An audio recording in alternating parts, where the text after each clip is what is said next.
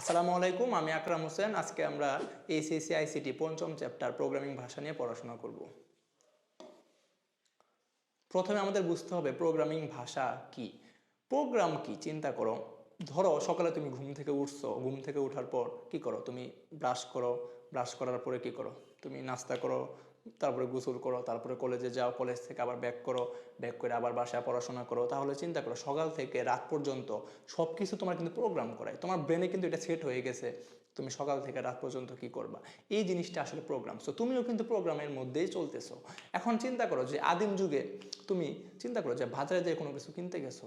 So তুমি প্রথমে কি করবা? তুমি প্রথমে বাজারে যাবা, বাজারে যাওয়ার পর কী করবা? দামাদামি করবা, দামাদামি করার পর ওনারে পে করবা, উনি আবার রিটার্ন করবে। সো এইভাবে কিন্তু তুমি কিন্তু একটা জিনিস কিনার প্রোগ্রামটা চিন্তা করো, অনেকটা সিনারিওটা কিন্তু অনেকটা এরকম হবে। সো প্রোগ্রাম, এখন কথা হলো প্রোগ্রাম জিনিসটা কি? প্রোগ্রাম জিনিসটা হলো কম্পিউটারকে বোঝানোর জন্য কিছু কমান্ড বা নির্দেশ, এইটারে বলা হয় প্রোগ্রাম। এখন চিন্তা করো তুমি যখন বাজারে যে কোনো কিছু কিনতেছো, সো তুমি একটা ভাষার মাধ্যমে তো তুমি বলতেছো যে ভাষাটা কি করবে, যে ভাষাটা তোমার যার কাছ থেকে কিনতেছো সে বুঝতে পারবে। সো তুমিও একটা ভাষার মাধ্যমে কিন্তু তাকে বোঝাচ্ছ যে আমি এই জিনিসটা কিনতে চাই। সো এই ভাষাটারে বলা হয় প্রোগ্রামিং ভাষা। এখন আমাদের এখানে প্রোগ্রামিং ভাষাটা কি, কাকে বোঝাবো? আমি বোঝাবো কম্পিউটারকে। তোমরা যে মোবাইল ফোন ইউজ করো, মোবাইল কিন্তু অ্যান্ড্রয়েড অপারেটিং সিস্টেম দিয়ে চলে। চিন্তা করো অ্যান্ড্রয়েডে 10 ছিল, অ্যান্ড্রয়েড ভার্সন 10 ছিল, অ্যান্ড্রয়েড ভার্সন 11 আসে, 12 আসে, 13। সো প্রতিনিয়ত কিন্তু আপডেট হচ্ছে। চিন্তা করো প্রোগ্রামিং ভাষা শুরু হয়েছে 1945 সাল। 45 সালের পর ধাপে ধাপে ধরো 1 দশক 2 দশক পর পর এই জেনারেশন চেঞ্জ হয়েছে। প্রতিনিয়ত প্রোগ্রামিং ভাষাটাও কিন্তু আপডেট হয়েছে। চিন্তা করো শুরুর দিকে যখন প্রোগ্রামিং ভাষা আসে তখন যোগ করাটাই ছিল সবচেয়ে কঠিন কাজ। আর এখন দেখো আমরা কিন্তু ইজিলি যোগ করতে পারি, আরও অনেক কমপ্লেক্স কাজ করতে পারতেছি। সো প্রতিনিয়ত কিন্তু প্রোগ্রামিং ভাষাটাও কিন্তু আপডেট হয়েছে। সো এই জেনারেশনের ভিত্তিতে প্রোগ্রামিং ভাষাকে 2 ভাগে ভাগ করা হয়। চিন্তা করো প্রথম ভাগটা বলা হয়েছে লো লেভেল ল্যাঙ্গুয়েজ। প্রথমটার কি বলা হয়েছে? Low level language. Low level ল্যাঙ্গুয়েজের মধ্যে আছে মেশিন ভাষা। মেশিন ভাষা এটা বলা হয় ফার্স্ট জেনারেশন ভাষা, শুরুর দিকে ভাষা। চিন্তা করো শুরুর দিকের ভাষাটা, এটা বলা হয় মেশিন ভাষা। মেশিন ভাষা আসলে আমরা যে পড়ছি বাইনারি 0 আর 1, সো 0 আর 1 নিয়ে যে ভাষাটা বানানো হয়েছে সেটাই কিন্তু মেশিন ভাষা। মেশিন ভাষাটা কিন্তু কম্পিউটার সরাসরি বুঝতে পারে। সো এজন্য চিন্তা করো যে খালি 0 আর 1 থাকবে, 0 আর 1 থাকবে, এটা কিন্তু খুবই একটা কমপ্লেক্স। কারণ দেখো তুমি বাইনারিতে কিন্তু মাত্র 2 বিট। সো একটা বড় সংখ্যা যদি হয় এটাকে রিপ্রেজেন্ট করতে কিন্তু অনেক বড় সংখ্যা লাগবে। সো এটা ডিবাগ করাও কিন্তু কঠিন। ডিবাগ একটা টার্ম তোমরা পড়বা, ডিবাগ। ডিবাগ কি? ডিবাগ মানে হলো ভুল সংশোধন করা। সো ভুল সংশোধন করাও কিন্তু কষ্টকর। কিসের ক্ষেত্রে? মেশিন ভাষার ক্ষেত্রে। আর মেশিন ভাষায় আমরা যে প্রোগ্রামটা ইউজ করি সেটার বলা হয় বস্তু প্রোগ্রাম। কি বলা হয়?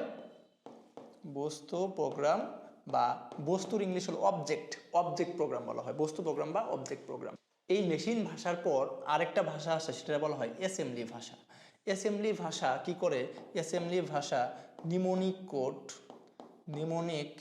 নিমোনিক কোডকে তোমার মেশিন ভাষায় রূপান্তর করে, মেশিন ভাষায় রূপান্তর করে। এখন চিন্তা করো যে একটা লোক চিন্তা করো বিদেশ থেকে বাংলাদেশে আসছে।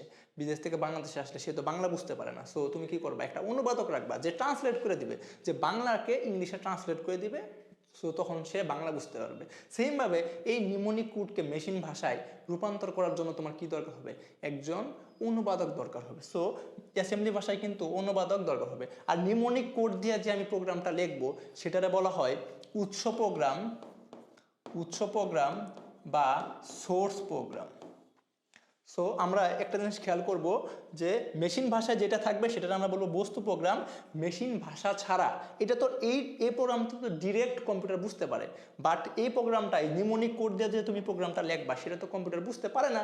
এটার আমরা বলবো উৎস প্রোগ্রাম। সো উৎস প্রোগ্রামকে বস্তু প্রোগ্রামে কি করতে হবে? রূপান্তর করতে হবে। তুমি যেরকম বাংলাকে অনুবাদ করে ইংলিশে বলে দিছো, সেমভাবে তোমার উৎস প্রোগ্রামকে অনুবাদ করে কি বলতে হবে? বস্তু প্রোগ্রামে রূপান্তর করতে হবে। কারণ কম্পিউটার শুধুমাত্র মেশিন ভাষা বুঝতে পারে। এখন আমরা দেখব হাই লেভেল ল্যাঙ্গুয়েজ। দেখেই তো বুঝতেছো হাই মানে কি? উঁচু, তার মানে উঁচু জাত, এরকম একটা ব্যাপার স্যাপার আসে আলটিমেটলি। তাই প্রথম দিকে আমি বলছিলাম যে যোগ করার জন্য এত অনেক কঠিন পরিশ্রম করা লাগে, বাট যত দিন যাচ্ছে আমরা কিন্তু কাজগুলোও কিন্তু কি করতে পারতেছি, সহজ করতে পারতেছি। সো উচ্চতর ভাষার মধ্যে কি কি আছে, C, C plus plus, Python, Java, অনেকগুলা প্রোগ্রাম আছে, অনেকগুলা প্রোগ্রামিং ভাষা আছে। সো এই প্রোগ্রামিং ভাষার মাধ্যমে কিন্তু আমরা অনেকগুলা সমস্যা ইজিলি সমাধান করতে পারি। এখন আমরা দেখব ফোর্থ জেনারেশন বা অতি উচ্চতর ভাষা, এটা কিন্তু থার্ড জেনারেশনের আপডেট ভার্সন। এখানে তুমি শুধুমাত্র প্রবলেমগুলো ইজিলি সুন্দরভাবে সলভ করতে পারতেছো। এখানে এখানে অতি উচ্চতর ভাষার ভিতরে বা ফোর্থ জেনারেশনের ভিতরে আছে এসকিউএল, অরাকল। এসকিউএল নিয়ে যদি আমি একটু কথাবার্তা বলি, ধরো একটা টেবিল আছে, এরকম একটা টেবিলের ভিতরে ধরো তোমার নাম আছে, তোমার রুল আছে, তোমার অ্যাড্রেস আছে। সো আমি যদি বলি যে তোমার নাম, আমি চিন্তা করলাম আকরাম, রুল ধরলাম 101, অ্যাড্রেস চিন্তা করলাম ঢাকা।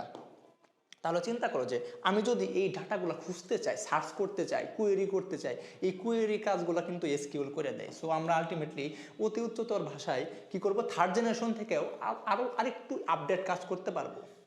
এখন আমরা দেখব ফিফথ জেনারেশন, এটা কিন্তু ফোর্থ জেনারেশন থেকেও আপডেট ভার্সন হওয়ার কারণে ন্যাচারাল ভাষা, বুঝতেছি যে ন্যাচারাল আমরা ইংলিশে যেভাবে কাজ করি, এখানে আলটিমেটলি লজিক নিয়ে বেশি কাজ করা হয়। ঠিক আছে, এখানে মনে রাখবা, এখানে আছে প্রোলগ,